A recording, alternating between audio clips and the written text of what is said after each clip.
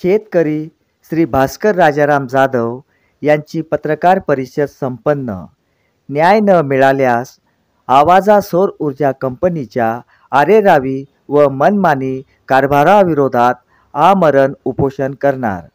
धुळे तालुक्यातील शिरदाणे प्रनेर या ठिकाणी आवाजा सौर ऊर्जा कंपनीने स्थानिक शेतकऱ्यांच्या जमिनी दडपशाही पद्धतीने शेतकऱ्यांना विश्वासात न घेता योग्य मोबदला न देता जमिनी कंपनीला खरेदी देण्यासाठी दबाव आणला जात आहे. गुंडांच्या मदतीने त्यांना शिवारात येण्यास मज्जाव करण्यात येत आहे. आम्ही देऊ त्या किमतीत कंपनीला जमिनी द्या अशी धमकी देण्यात येत आहे. या संदर्भात शेतकरी श्री भास्कर राजाराम जाधव यांनी माननीय जिल्हाधिकारी यांच्याकडे तक्रार निवेदन देखील दिलेले आहे. आज रोजी त्यांनी पत्रकार भवन येथे पत्रकार परिषद घेऊन सांगितले की राजाराम मिस्त्री, मी नेरगावात राहतो. माझी शिरदाणे येथे 3746 क या क्रमांकाचा गट आहे. त्या गटावर आम्ही शेती करून उदरनिर्वाह करत असतो. कारण कोरड जमीन असल्यामुळे पावसाळ्यामध्येच ती पेरली जाते. परंतु यावर्षी आम्ही त्या ठिकाणी जमिनी पेर करण्यासाठी गेलो असता त्या ठिकाणी सौर ऊर्जा कंपनीचं मशिनरी सुरू होती. माझे मुलं त्या कंपनीला विरोध केला, मशिनरी बंद करायला लावली. पण त्या ठिकाणी त्या कंपनीचे जे दलाल लोक आहेत त्यांचे नावं मला ज्ञात नाही आहेत, परंतु ते शिरदाण्याचेच आहेत. त्यांनी अनेक प्रकारच्या शेतकऱ्यांना असं खोटं नाटं सांगून तुमच्या जमिनी जप्त होणार आहेत, त्या कंपन्या मुख्यमंत्र्याच्या आहेत, गृहमंत्र्याच्या आहेत, तुमच्याकडून काहीच होणार नाही, म्हणून जे भेटतं आहे ते घ्या आणि नाहीतर मग त्या जमा होऊन जातील, मग नंतर तुम्ही तुमचे उतारे काही कपाळाला लावून फिरणार का, अशा पद्धतीच्या धमक्या दिल्या. आम्ही आमच्या शेतावर गेलो असताना त्या ठिकाणी कंपनीची मशिनरी आम्ही बंद केली.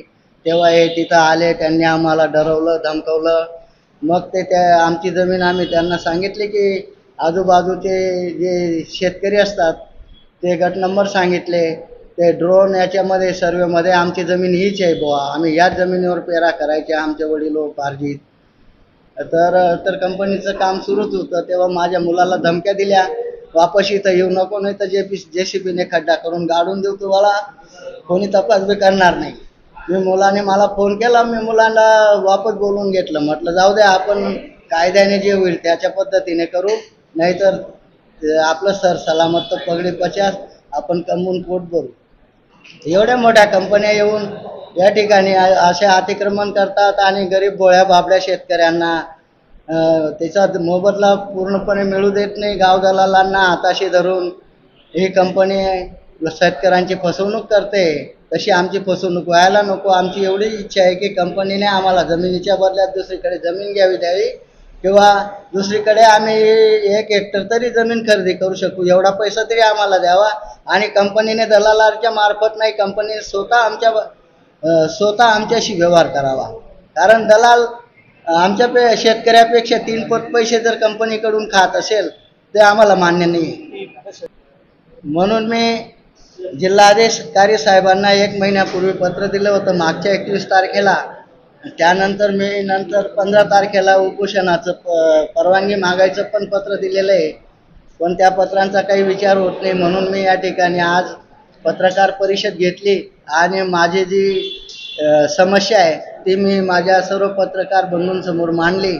आणि मला 100% विश्वास आहे, माझ्या भारतातला पत्रकार हा नेहमी गोरगरिबांना न्याय मिळवून द्यायचा प्रयत्न करत असतो. जय भारत.